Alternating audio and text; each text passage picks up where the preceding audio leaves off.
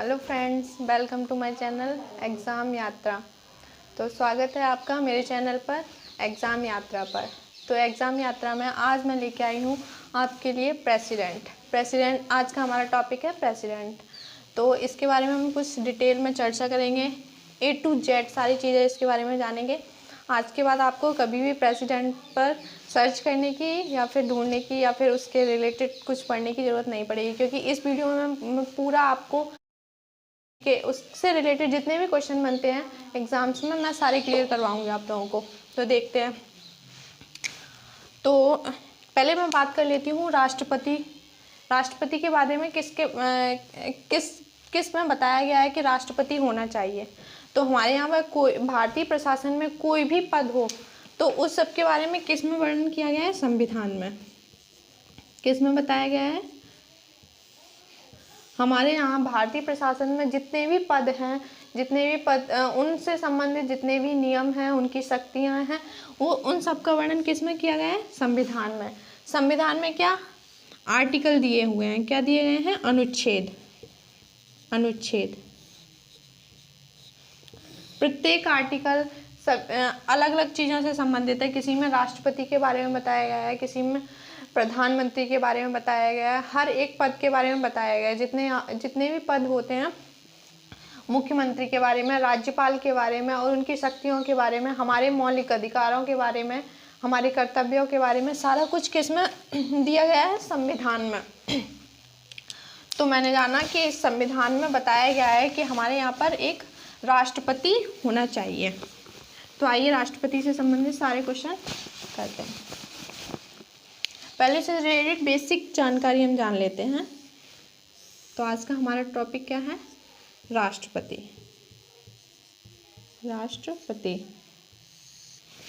सबसे पहले किस आर्टिकल में बताया गया है? किस आर्टिकल में बताया है? वैसे तो राष्ट्रपति से संबंधित बहुत सारे आर्टिकल हैं, लेकिन ये किस में बताया कि भारत के लिए एक राष्ट्रपति होना चाहिए? तो आर्टिकल 52 में बताया गया है कि भारत में एक राष्ट्रपति होना चाहिए। उसके बाद जो भारत का राष्ट्रपति है उसे कौन चुनेगा, ये मैं आपसे आगे डिस्कस करूँगी डिटेल में। तो ये मैं बताती हूँ कि भारत का राष्ट्रपति है, उसका वेतन कितना होता है, उसकी चुनाव की प्रक्रिया, कौन कौन उसमें पार्टिसिपेट करता है, ये आगे डिटेल में बताएंगे। तो अभी जानते हैं उसका वेतन। तो राष्ट्रपति का वेतन कितना होता है? 5 लाख। जो अभी प्रेजेंट में है वो राष्ट्रपति का वेतन 5 लाख है, और उसे अन्य भी भत्ते दिए जाते हैं। नेक्स्ट, राष्ट्रपति, ये हमने जान लिया कि राष्ट्रपति होगा, ये किसमें दिया? अनुच्छेद 52 में दिया है। उसके बाद उसका वेतन कितना है? 5 लाख है। उसके बाद उसे शपथ, जब कोई भी सरकारी पद ग्रहण करता है, कोई भी पद हो, छोटे से छोटा, बड़े से बड़ा, चाहे वो पुलिस में हो, किसी में या किसी में भी हो, सभी को शपथ दिलाई जाती है। राष्ट्रपति हो, प्रधानमंत्री हो, कोई भी। तो राष्ट्रपति को शपथ दिलाने का कार्य कौन करता है? तो राष्ट्रपति को शपथ सर्वोच्च न्यायालय के मुख्य न्यायाधीश कौन दिलाते हैं? सर्वोच्च न्यायालय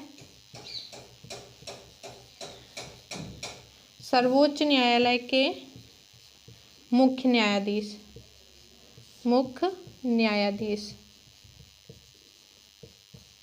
इनके द्वारा राष्ट्रपति को शपथ दिलाई जाती है, जो कि अभी कौन है? शरद अरविंद बोबड़े। ऐसे बोबड़े अभी हमारे सुप्रीम कोर्ट के जो मेन जज हैं, जो मुख्य जज हैं, वो कौन है?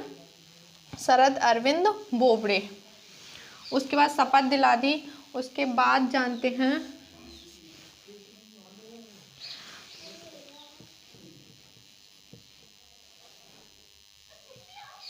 कि यदि राष्ट्रपति अनुपस्थित है तो उसके पद का भार कौन संभालेगा, उसका पद ग्रहण कौन करेगा? तो राष्ट्रपति यदि अनुपस्थित है किसी भी कारणवश, यदि उसकी मृत्यु हो जाती है, यदि उसके अपना वो अपने कार्यकाल में त्यागपत्र दे देता है बीच में ही, तो उसका कार्यकाल कौन संभालेगा? उपराष्ट्रपति संभालेगा उसका कार्यकाल। कौन? उपराष्ट्रपति। नेक्स्ट पॉइंट है, जो राष्ट्रपति होता है वो अपना त्यागपत्र किसे देता है? अगर वो कोई भी राष्ट्रपति है बीच में अपना त्यागपत्र दे, अपने कार्यकाल समाप्त होने से पहले ही अपना त्यागपत्र देना चाहता है तो वो किसे देगा? राष्ट्रपति त्यागपत्र उपराष्ट्रपति को देता है। किसे देता है? उपराष्ट्रपति को, वाइस प्रेसिडेंट को। ये हमने जान लिया। राष्ट्रपति होगा, ये किस में लिखा है? आर्टिकल 52 में लिखा है। राष्ट्रपति का वेतन कितना होता है? 5 लाख होता है। राष्ट्रपति को शपथ कौन दिलाता है? तो सर्वोच्च न्यायालय के मुख्य न्यायाधीश, जो सर्वोच्च न्यायालय के मुख्य न्यायाधीश होते हैं वो। और राष्ट्रपति, यदि राष्ट्रपति अनुपस्थित है तो उसका पदभार कौन संभालेगा? उपराष्ट्रपति। राष्ट्रपति अपना त्यागपत्र देना चाहता है किसी कारणवश तो वो किसे देगा? उपराष्ट्रपति को। तो हमारे पहले राष्ट्रपति कौन थे? पहले या प्रथम राष्ट्रपति? प्रथम राष्ट्रपति कौन थे? राजेंद्र प्रसाद। राजेंद्र प्रसाद, जो कि कब चुने गए? 1950 में। 1950 में। और अभी प्रेजेंट में कौन है? वर्तमान में राष्ट्रपति कौन है? अगर पूछ लेता है वर्तमान में राष्ट्रपति, वर्तमान में राष्ट्रपति हैं रामनाथ कोविंद। कौन है? रामनाथ कोविंद। हाँ, तो ये कौन से नंबर के हैं? ये 14वें नंबर के, 14th। ओके, तो वर्तमान में राष्ट्रपति हैं रामनाथ कोविंद। अक्सर ये वाला क्वेश्चन बहुत बनता है कि वो कौन से नंबर के। राष्ट्रपति का नाम तो सभी को पता होता है, लेकिन वो कौन से नंबर के हैं ये बच्चे कम ध्यान दे पाते हैं। तो 14वें नंबर के हैं राष्ट्रपति। और अपना त्यागपत्र किसे देता है? उपराष्ट्रपति को। और उसका अगर राष्ट्रपति की जो सीट है वो खाली है तो उसका पदभार कौन संभालेगा? उपराष्ट्रपति। उसके बाद उसे शपथ कौन दिलाता है? सर्वोच्च न्यायालय का मुख्य न्यायाधीश। और राष्ट्रपति का जो वेतन होता है वो कितना होता है? 5 लाख। और राष्ट्रपति होगा, ये किस में लिखा है? अनुच्छेद 52 में लिखा है कि भारत में एक राष्ट्रपति होगा। अब जानते हैं राष्ट्रपति का कार्यकाल। राष्ट्रपति का कार्यकाल मतलब वो कितने वर्षों तक रहेगा। अगर कोई व्यक्ति राष्ट्रपति चुना जाता है तो वो कितने वर्षों तक राष्ट्रपति पद पर रह सकता है? तो कितने वर्षों तक रह सकता है? 5 ईयर, 5 वर्षों तक रह सकता है। ध्यान रखना है, ठीक है। और इस कार्यकाल के बारे में थोड़ा सा डिटेल में अगर बताएं तो जो अमेरिका का राष्ट्रपति है, जो अमेरिका के प्रेसिडेंट होते हैं, अमेरिका के राष्ट्रपति का कार्यकाल, अमेरिका के राष्ट्रपति का कार्यकाल कितना होता है? 4 वर्ष। कितना होता है? 5 ईयर्स। और इस एक और जान लेते हैं। नेक्स्ट जो स्विट्जरलैंड है, स्विट्जरलैंड जो स्विट्जरलैंड है वहाँ के राष्ट्रपति का कार्य, स्विट्जरलैंड के राष्ट्रपति का कार्यकाल, राष्ट्रपति के कार्यकाल कितना होता है? 1 वर्ष। कितना होता है? 1 वर्ष।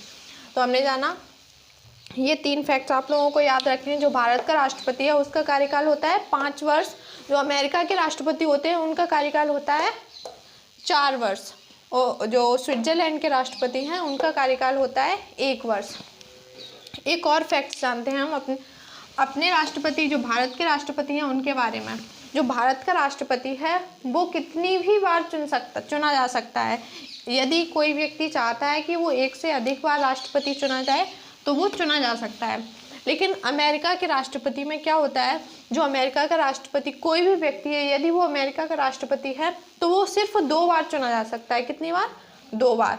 और इनके बारे में जो स्विट्जरलैंड के राष्ट्रपति हैं वो केवल 1 बार ही राष्ट्रपति चुने जा सकते हैं।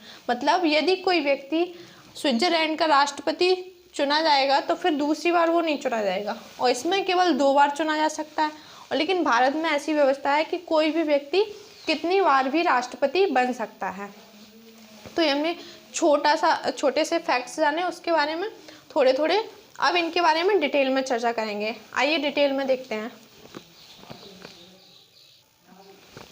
यदि आप लोग इसका स्क्रीनशॉट लेना चाहें ले सकते हैं। ये स्टैटिक जीके को कुछ राष्ट्रपति से संबंधित जो क्वेश्चंस एग्जाम्स में फॉर्म होते हैं वो इनसे आप लोगों को मिल जाएंगे और डिटेल में देखते हैं क्या क्या होता है।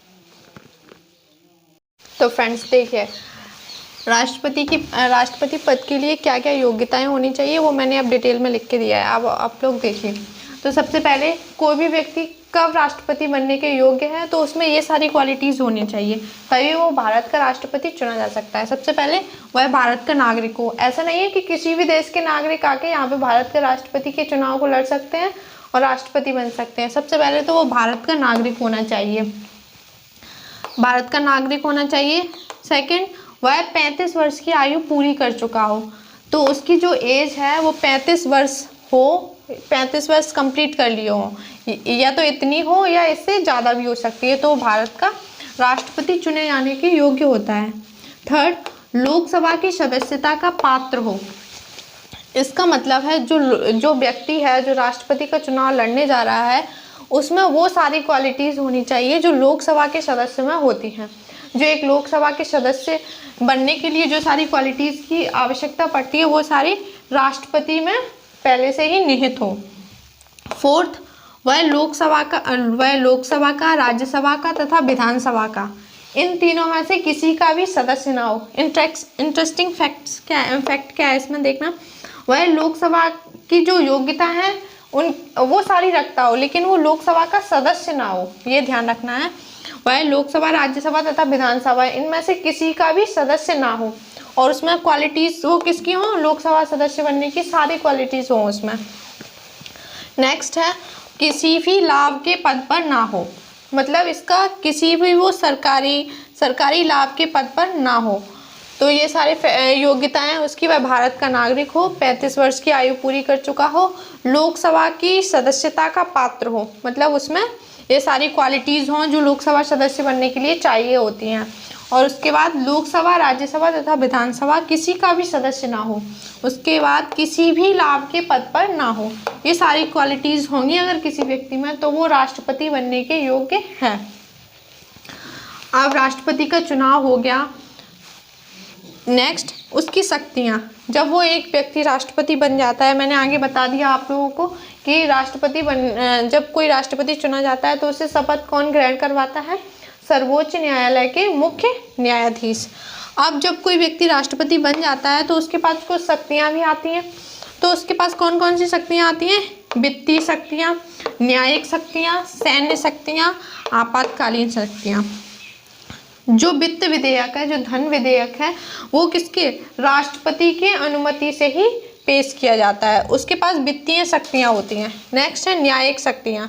न्यायिक शक्तियाँ इस प्रकार से होती हैं, जो वैसे न्याय कौन करता है, सुप्रीम कोर्ट। सबसे बड़ा न्यायालय कौन है, सुप्रीम कोर्ट, वही न्याय करता है और हाई कोर्ट करता है। अगर हाई कोर्ट और सुप्रीम कोर्ट के ऊपर भी न्याय की जो शक्ति है वो किसके पास होती है, राष्ट्रपति के पास होती है।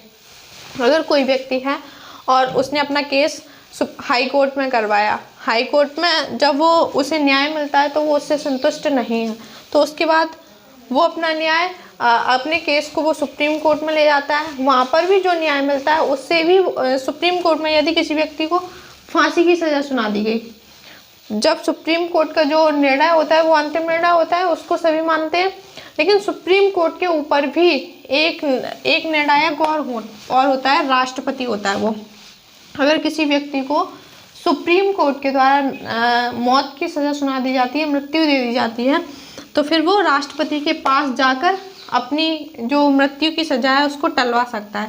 लेकिन उसके लिए भी कुछ कंडीशंस होती हैं। आपका जो क्राइम है वो किस प्रकार का है, राष्ट्रपति उसको देखेगा और उसके बारे में वो न्याय कर सकता है। मतलब अंतिम जो शक्ति होती है वो राष्ट्रपति के पास होती है कि किसी व्यक्ति को मौत देनी है या नहीं देनी है। नेक्स्ट, सैन्य शक्तियाँ। वैसे सैन्य शक्तियाँ किसमें निहित होती हैं, हमारे यहाँ पे 3 प्रकार की सेना है, थल सेना, वायु सेना और नेवी कह सकते हैं। जल सेना, जल, थल और वायु, सभी सेनाओं के अपने अपने अध्यक्ष होते हैं। थल सेना अध्यक्ष, वायु सेना अध्यक्ष और थल सेना अध्यक्ष और वायुसेना अध्यक्ष और नेवी का जो अध्यक्ष होता है उसे। तो तीनों सेनाओं का जो प्रमुख होता है वो कौन होता है? राष्ट्रपति होता है। तीनों सेनाओं के जो अध्यक्ष होते हैं उनके ऊपर भी राष्ट्रपति होता है। जो अंतिम निर्णय होता है वो किसका रहता है? राष्ट्रपति का रहता है। नेक्स्ट है आपातकालीन शक्तियाँ। जब कभी भी भारत में कोई आपातकाल आता है तो फिर किसके पास शक्तियाँ होती हैं? राष्ट्रपति की शक्तियाँ। उसके बाद है नियुक्तियाँ। भारत का जो राष्ट्रपति होता है उसमें किस किस की नियुक्ति करने की शक्तियाँ होती हैं? वो किस किस की नियुक्ति करता है? तो जो भारत का प्रधानमंत्री है उसकी नियुक्ति भी राष्ट्रपति के द्वारा की जाती है। जब वो प्रधानमंत्री की नियुक्ति कर देता है फिर उसकी सलाह से वह अन्य मंत्रियों की भी नियुक्ति करता है। तो प्रधानमंत्री की भी नियुक्ति राष्ट्रपति करेगा, उसके बाद अन्य मंत्रियों की भी नियुक्ति करेगा राष्ट्रपति। महान्यायवादी अटॉर्नी जनरल उनकी भी नियुक्ति की जाती है राष्ट्रपति के द्वारा। ये क्वेश्चन आ चुका है। ये यूपी पुलिस के जो 49,568 वैकेंसी आई थी उसमें ये क्वेश्चन पूछा गया था कि भारत के महान न्यायवादी की नियुक्ति कौन करता है और किस आर्टिकल के तहत की जाती है।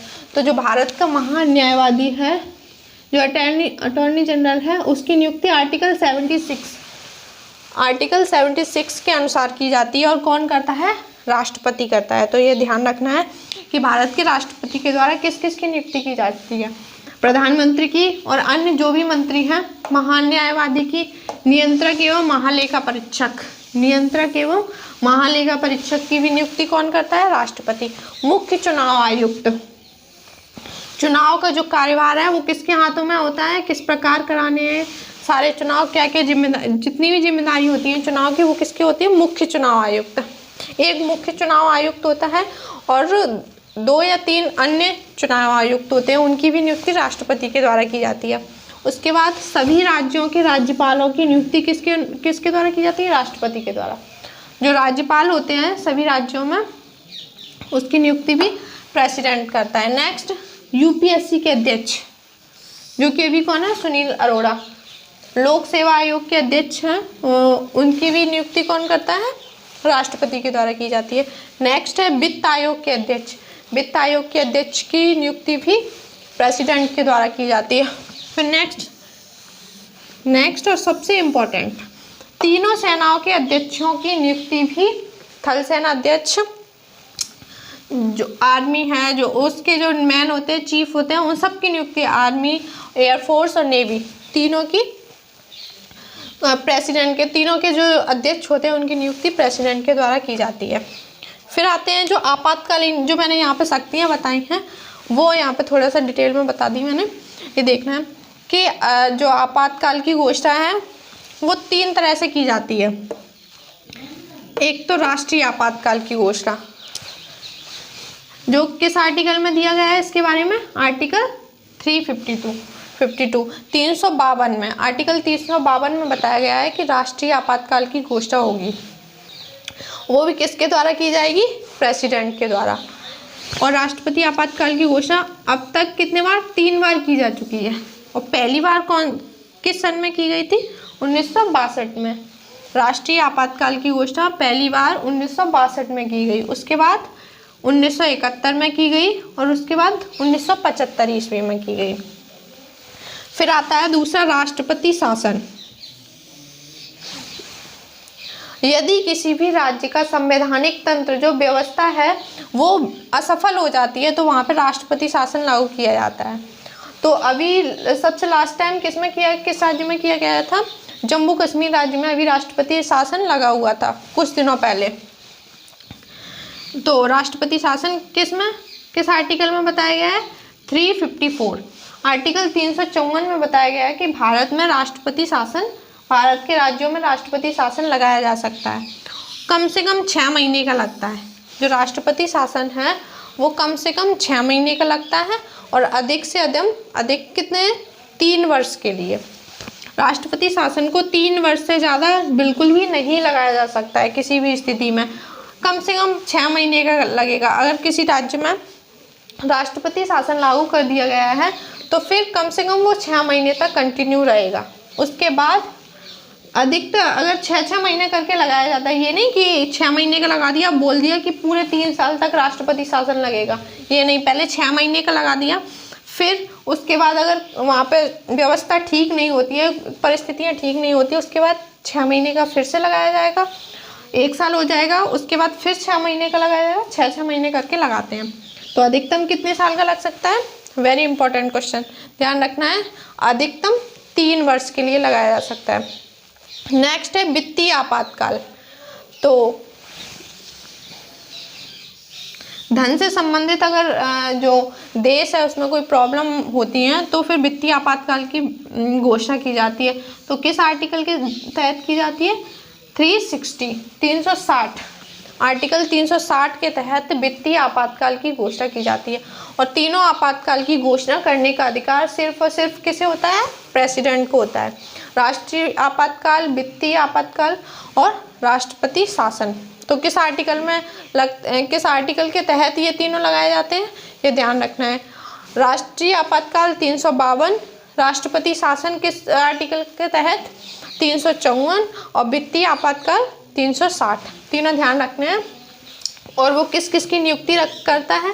प्रधानमंत्री की, अन्य मंत्रियों की, महान न्यायवादी की नियुक्ति, नियंत्रक एवं महालेखा परीक्षक की नियुक्ति, मुख्य चुनाव आयुक्त की, यूपीएससी के अध्यक्ष की, वित्त आयोग के अध्यक्ष की, और सभी राज्यों के राज्यपाल की नियुक्ति भी राष्ट्रपति द्वारा की जाती है।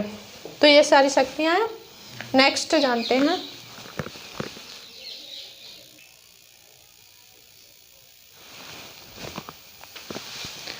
अब हम जानते हैं राष्ट्रपति चुनाव में भागीदारी। राष्ट्रपति का जो चुनाव होता है उसमें कौन कौन पार्टिसिपेट करता है? तो जो राष्ट्रपति का चुनाव होता है उसमें कौन कौन, ऐसा नहीं है कि हम साधारण नागरिक हैं वो भी उसमें पार्टिसिपेट कर सकते हैं।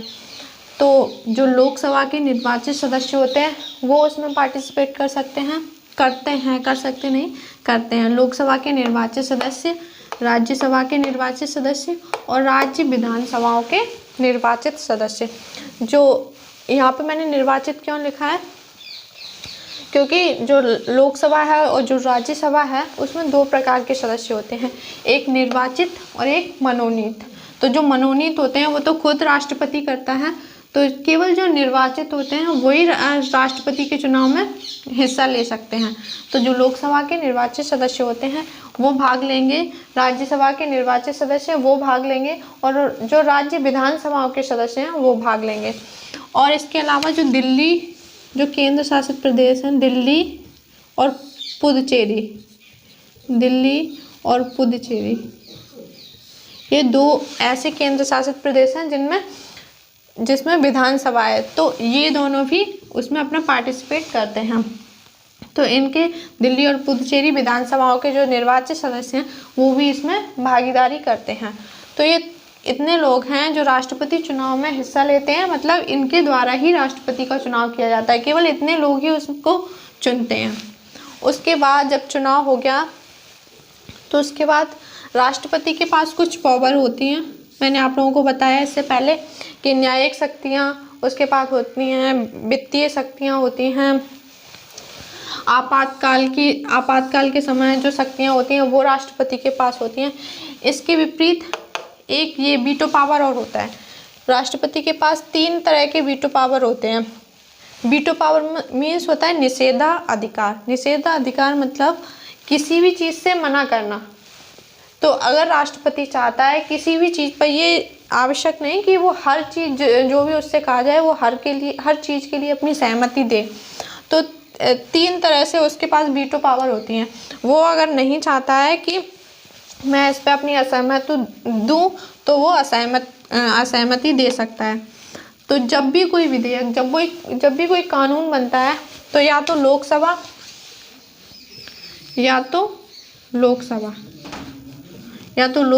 या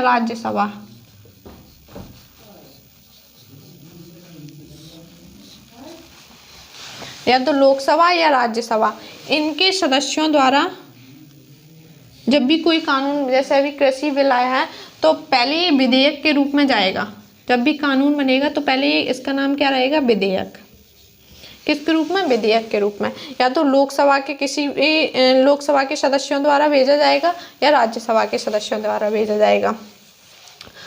तो जब भी कोई विधेयक संसद द्वारा राष्ट्रपति के पास भेजा जाता है, लोकसभा या राज्यसभा दोनों को मिलाकर बनता है संसद, तो ये जो विधेयक है वो संसद के द्वारा भेजा जाता है, दोनों को मिला के भेजा जाता है। तो संसद के द्वारा जब राष्ट्रपति के पास भेजा जाएगा, जब राष्ट्रपति के साइन होते हैं तभी कोई विधेयक कानून बनता है। तो उसके बाद जब उसके पास वो विधेयक आता है तो वो अपनी उस पर सहमति और असहमति दोनों जाहिर कर सकता है। उस पर या तो सहमति प्रदान कर सकता है, उसके पावर वीटो पावर है उसके पास, या तो उस विधेयक को पुनः विचार के लिए भेज देता है, या तो उसमें बोल देगा कि इस पर पुनः विचार किया जाए, इस पर अमेंडमेंट किया जाए, अभी इस पर साइन नहीं करना है। तो दूसरे तरह की ये है। उसके बाद तीसरे नंबर के, विधेयक पर कोई राय नहीं देगा। यदि उसके पास कोई विधेयक आता है कानून बनने के लिए, यदि वो चाहता है, राष्ट्रपति चाहता है कि ना उस पर सहमति जाहिर करूं ना असहमति, तो वो डाल के उसे छोड़ देगा, अपने पास रख लेगा और उसे छोड़ देगा, ना हाँ में उत्तर देगा ना में उत्तर देगा। तो इस तरह का जो पावर होता है उसे पॉकेट वीटो कहते हैं। वीटो 3 प्रकार का होता है, एक सहमति जाहिर कर देगा, एक पुनः विचार के लिए भेज देगा, और तीसरा है ना तो उस पर हाँ बोलना ना बोलना। जब विधेयक उसके पास आएगा तो वो ना बोलेगा ना हाँ बोलेगा, उसे उस विधेयक को अपनी पॉकेट में डाल लेगा। पॉकेट मतलब अनसुना करना, अनदेखा करना, उस पर कोई राय नहीं देगा। तो इसे बोलते हैं, तीसरे नंबर का जो वीटो पावर है उसे पॉकेट वीटो कहते हैं। ठीक है, मोस्ट इम्पॉर्टेंट है। अब जान लिया उसका चुनाव राष्ट्रपति का किस प्रकार होता है, कौन कौन उसमें पार्टिसिपेट करता है। और ऐसा भी हो सकता है कि जो राष्ट्रपति का कार्यकाल है 5 वर्ष, राष्ट्रपति का कार्यकाल कितना होता है? 5 वर्ष। जरूरी नहीं है कि वो 5 वर्ष के बाद ही, जब अगर राष्ट्रपति कोई व्यक्ति बन गया तो वो 5 वर्ष के बाद ही उस पद से हटेगा अपने। अगर वो इस संविधान के नियमों का उल्लंघन करता है तो उस पर महाभियोग लगाया जाता है। तो उस पर महाभियोग लगा के उसे उसके पद से हटाया जा सकता है। तो महाभियोग किसके द्वारा लगाया जाता है? तो महाभियोग लगाने की जो प्रोसेस है वो किस तरह होती है? सबसे पहले क्या है, संसद के किसी भी सदन द्वारा लगाया जा सकता है। जो महाभियोग है एक तरह से उसके ऊपर आरोप लगाना। तो किसके द्वारा? लोकसभा या राज्यसभा, ये 2 सदन होते हैं किसके? संसद के। मैंने बार बार इसमें बताया आपको, संसद। तो संसद है वो 2-3 लोगों से मिलकर बनती है, एक लोकसभा, एक राज्यसभा और तीसरा है राष्ट्रपति।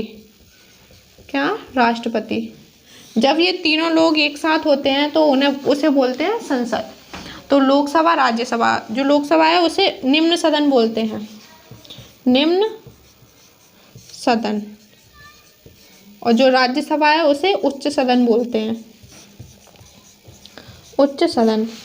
तो जब भी महाभियोग लगाया जाएगा या तो निम्न सदन द्वारा लगाया जाएगा या उच्च सदन द्वारा। मैंने यहाँ पे सदन लिखा है तो आप लोगों को क्लियर कर दिया कि सदन क्या होता है। लोकसभा या राज्यसभा को बोलते हैं सदन, इसे निम्न सदन, इसे उच्च सदन। तो जो महाभियोग है वो संसद के किसी भी सदन द्वारा लगाया जा सकता है, चाहे लोकसभा के द्वारा चाहे राज्यसभा के द्वारा। कब लगेगा? जब सदन के जिस सदन द्वारा लगाया गया है सदन के 1/4 सदस्यों द्वारा हस्तांतरित हो।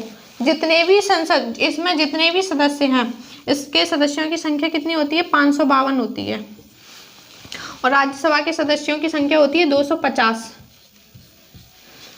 जो 552 सदस्य हैं इसमें से 1/4 सदस्य जो उस पर आरोप लगाया जा रहा है उस पर हस्ताक्षर करें कि हाँ ये आरोप सही है। यदि इसके 1/4 सदस्य इस पर या फिर इसके, अगर इसके द्वारा लगाया जा रहा है तो इसके 1/4 सदस्य इस पर हस्ताक्षर करेंगे, जो उस पर आरोप लगाया जाएगा तो उस पर उनके हस्ताक्षर होने चाहिए। ऐसा नहीं है कि कोई भी लोकसभा का एक सदस्य गया और संसद में बोला कि राष्ट्रपति को हटाया जाए, ऐसा नहीं होगा। तो एक कम से कम 552 जो सदस्य हैं उसमें से 1/4 सदस्य कम से कम वो तैयार हों, उन्हें लगता हो कि ये गलत कर रहा है तो उस पर महाभियोग लगाया जाए। तो ये होगा 1/4 सदस्य उसके लिए तैयार हो। उसके बाद उससे पहले 14 दिन पूर्व जब राष्ट्रपति पर महाभियोग लगाया जाता है तो उससे पहले, जब आरोप लगाया जाता है तो उससे 14 दिन पहले बता दिया जाता है उसे कि आप पर ये आरोप लगाया जा रहा है। यदि वो उन 14 दिनों में समर्थ होगा, सक्षम होगा अपने आरोप को हटाने में, तो वो महाभियोग नहीं लगाया जाएगा। उसके 14 दिन पहले उसे बता दिया जाता है। उसके बाद जब 14 दिन हो जाते हैं, उसके बाद जो आरोप लगाया गया है वो दूसरे सदन में भेजा जाएगा। यदि कोई आरोप लोकसभा के द्वारा लगाया गया है, फिर उसके बाद जांच के लिए वो राज्यसभा में आएगा। किसमें? राज्यसभा में। तो दूसरे सदन में अभियोग की जांच के लिए भेजा जाएगा। तो उसकी जांच होगी कि ये आरोप जो सही लगाया जा रहा है या गलत लगाया जा रहा है। ऐसा नहीं है कि राष्ट्रपति को जरा सी बात पर हटा सकते हैं, उसकी जांच होगी। यदि राज्यसभा द्वारा लगाया गया है तो लोकसभा में आके जांच होगी। यदि वो जांच जो आरोप है वो सही सिद्ध होते हैं तो उसी समय से राष्ट्रपति को पद से निरस्त कर दिया जाएगा, उसे हटा दिया जाएगा। तो इस तरह से हमने सब कुछ जान लिया राष्ट्रपति के बारे में। उसके जो राष्ट्रपति का चुनाव उसमें कौन पार्टिसिपेट करता है, उसके पास कितने तरह के वीटो पावर होते हैं, उसको कैसे हटाया जा सकता है, राष्ट्रपति का जो राष्ट्रपति होगा भारत में ये किस आर्टिकल में दिया गया है, सारा कुछ जान लिया A to Z। अगर आपको समझ में नहीं आया, आप लोग एक बार फिर से वीडियो देख सकते हैं।